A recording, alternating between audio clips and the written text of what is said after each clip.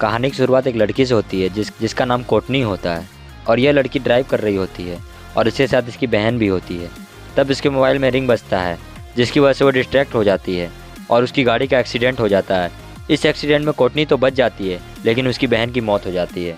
उसे अपनी बहन की मृत्यु का बहुत ही दुख होता है, इसलिए वह स्ट्रेस में रहती है क्योंकि वह अब यह भी जानना चाहती है कि मृत्यु के बाद आखिर होता क्या है। कोटनी एक मेडिकल स्टूडेंट होती है जिसके बाद वो एक पेशेंट के पास जाती है जिसकी हार्टबीट पूरी तरीके से बंद हो गई है, लेकिन मेडिकल ट्रीटमेंट से इसकी हार्टबीट को वापस लाया गया था, यानी कि कुछ समय के लिए इसकी मौत हो चुकी थी। अब कोटनी इस पेशेंट से उसके एक्सपीरियंस के बारे में पूछती है, लेकिन वह लेडी कोटनी को कुछ भी नहीं बताती। अब उसी रात कोटनी अपने दोस्तों से मिलती है जिसमें एक लड़का और एक लड़की होती है। इसके बाद वह इन दोनों को एक बंद कमरे में बुलाती है और कहती है कि मैं अपने हार्टबीट को 60 सेकंड के लिए पूरे तरीके से बंद कर लूँगी और उस समय तुम लोगों को मेरे माइंड को रीड करना होगा। दरअसल कोटनी यह देखना चाहती है कि जब इंसान की हार्टबीट बंद हो जाती है और उस समय इंसान का दिमाग थोड़ा बहुत जिंदा रहता है, उस समय आखिर कैसा लगता है और क्या होता है। और वो अपने दोस्तों से यह भी कहती है कि अगर मेरे साथ इस दौरान कुछ भी हो गया तो इसके जिम्मेदार तुम नहीं होगे। कोटनी का मेल फ्रेंड इस एक्सपेरिमेंट के लिए काफ़ी ज़्यादा एक्साइटेड होता है, पर उसकी जो फीमेल फ्रेंड होती है वो कहती है कि हम ऐसा नहीं कर सकते क्योंकि किसी मरे हुए इंसान को जिंदा करना इतना आसान नहीं होता। पर कोटनी के जिद के बाद यह करने के लिए तैयार हो जाते हैं। यह कोटनी को एक इंजेक्शन लगाते हैं जिससे कि कोटनी की हार्टबीट धीरे धीरे कम होने लगती है और फिर एक पल ऐसा आता है जब उसकी हार्टबीट पूरी तरीके से बंद हो जाती है। और जैसे ही ऐसा होता है कोटनी दूसरी दुनिया में पहुंच जाती है और वो बचपन से लेकर अब तक की सारी चीज़ें देखती है, लेकिन कोटनी का शरीर तो यहाँ है पर उसकी आत्मा वहाँ पहुँच चुकी है। अब 60 सेकंड हो जाता है और यह दोनों कोटनी को वापस होश में लाने की कोशिश करने लगते हैं, पर बहुत कोशिश करने के बाद भी कोटनी होश में नहीं आती। इसलिए वह दोनों अपने फेलो स्टूडेंट रे को बुलाते हैं और वो उससे बताते हैं कि यह सब कुछ कोटनी के कहने पर किया गया है क्योंकि वह जानना चाहती थी कि मरने के बाद क्या होता है।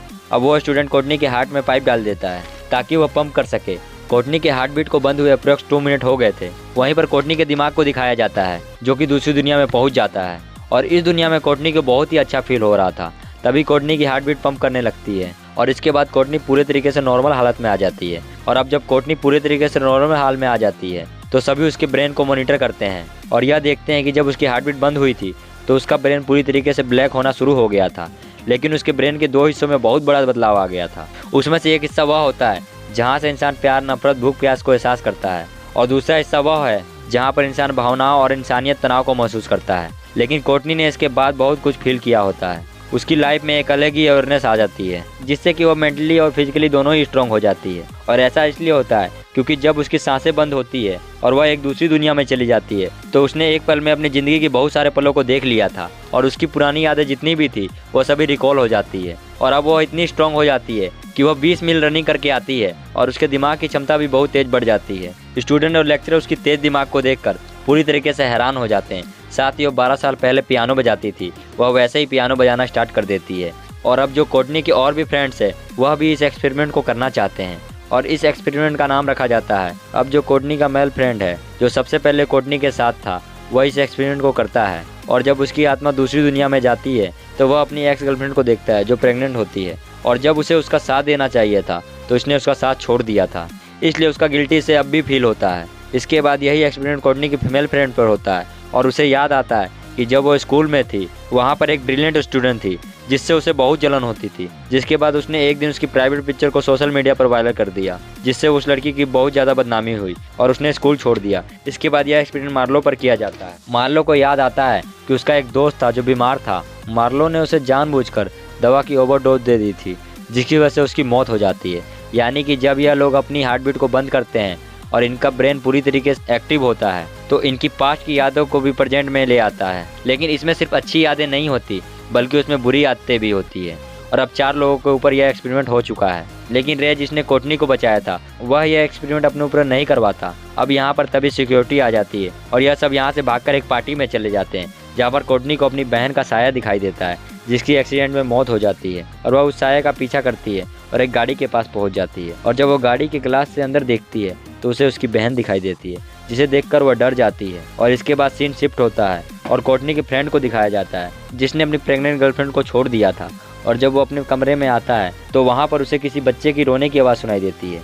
तभी वहाँ देखता है कि कपड़े के नीचे बच्चा है, कपड़ा हिल रहा होता है, लेकिन जब वो कपड़ा हटाता है तो वहाँ कोई नहीं होता। और इससे पहले कि वह कुछ समझ पाता उसके पीछे उसकी गर्लफ्रेंड का साया आ जाता है। पर तभी उसे कोटनी की कॉल आती है और कोटनी उससे कहती है कि मैंने अपनी बहन को देखा है जिसकी मृत्यु हो चुकी है, और उसे अपने पास बुला लेती है। इसके बाद वह कोर्टनी के पास जाने लगता है और सीन शिफ्ट होता है और हम कोर्टनी को देखते हैं जो कि घर पर होती है और वह देखती है कि डाइनिंग टेबल पर उसकी बहन बैठी होती है। कोर्टनी समझ जाती है कि उसकी जान को खतरा है, इसलिए वो वहाँ से भागने लगती है, लेकिन उसकी बहन का साया उसे नीचे गिरा देता है जिससे उसकी मौत हो जाती है। और उसकी मृत्यु से उसके दोस्त बहुत ज़्यादा परेशान हो जाते हैं। जो फ्लड लाइनर एक्सपेरिमेंट का हिस्सा बने थे उन सभी का दिमाग बहुत तेज हो गया था, लेकिन अब उन सभी को कुछ ना कुछ दिख रहा था। एक बार फिर कोर्टनी के दोस्त को उसकी एक्स गर्लफ्रेंड और बच्चे की आवाज़ आती है, जिसके बाद उसकी एक्स गर्लफ्रेंड का साया उस पर हमला करती है और उसे मारने की कोशिश करती है, पर वह किसी तरीके से बच जाता है। वहीं दूसरी तरफ कोर्टनी की दूसरी दोस्त मार्लो को भी दिखाया जाता है, जिसने अपनी दोस्त को दवा का ओवरडोज देकर मार देती है। और जब वो हॉस्पिटल के कमरे में जाती है तो उसके दोस्त का साया पीछे से उस पर हमला करता है, जिससे वो बहुत ही बुरी तरीके से डर जाती है। वहीं कोर्टनी की दूसरी दोस्त को दिखाया जाता है, जिसने अपनी क्लासमेट की प्राइवेट पिक्चर को सोशल मीडिया पर डाल दिया था, जिसकी वजह से उसे स्कूल छोड़ना पड़ा था। और जब वो लिफ्ट में होती है तो दरवाज़ा एक कमरे में खुलता है जो बहुत ही डरावना होता है, जहाँ पर वो अपने टॉपर दोस्त को भी देखती है। इसके बाद वो चारों दोस्त एक बार फिर से मिलते हैं। इसमें से रे ही एक ऐसा इंसान होता है जिसे एक भी विजन नहीं आ रहे थे, क्योंकि वह इस एक्सपेरिमेंट का हिस्सा नहीं बनता। जिसके बाद इन्हें समझ आ जाता है कि यह सब कुछ भूत प्रेत नहीं है, बल्कि इन्होंने जो पाप किए हैं उसी सब चीज़ों की वजह से इन्हें यह सब दिख रहा होता है। इसके बाद यह लोग फैसला करते हैं कि जो गलतियाँ इन्होंने पास्ट में की थी उसे ठीक करना होगा। इसलिए कोर्टनी का दोस्त, जिसने अपनी एक्स गर्लफ्रेंड को छोड़ा था, उसके पास जाता है और देखता है कि उसके साथ उसका बेटा भी होता है, जो कि इसी का बेटा है। और वह उससे कहता है कि मैं इसका ध्यान रखूंगा और तुम्हें भी स्वीकार करूंगा और हमेशा तुम्हारे साथ परिवार की तरह रहूंगा। वहीं कोर्टनी की दूसरी फ्रेंड को देखते हैं,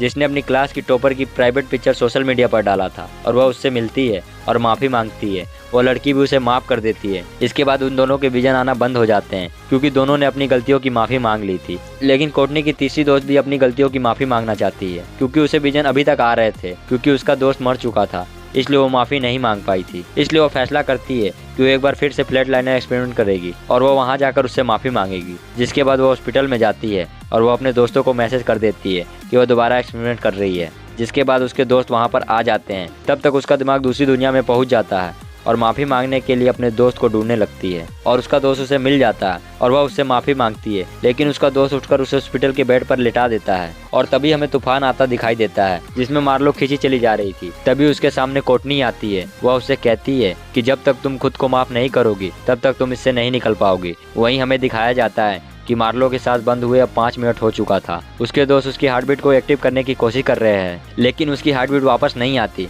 उसके बाद रे उसके हार्ट बीट पर एक इंजेक्शन लगाता है, जिससे मार्लो की हार्ट बीट वापस आ जाती है।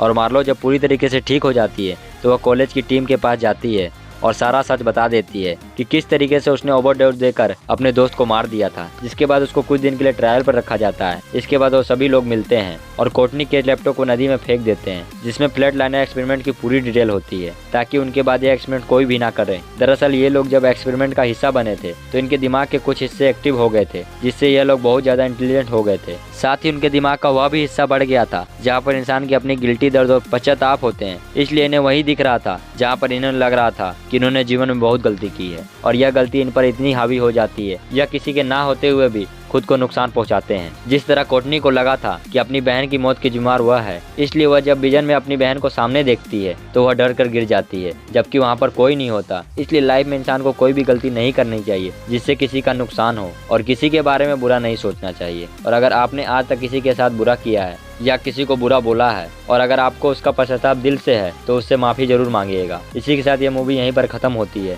आई होप आपको ये वीडियो पसंद आई होगी, तो वीडियो को लाइक, शेयर और सब्सक्राइब कर दीजिएगा, और कमेंट करके हमें जरूर बताइएगा वीडियो कैसी लगी। थैंक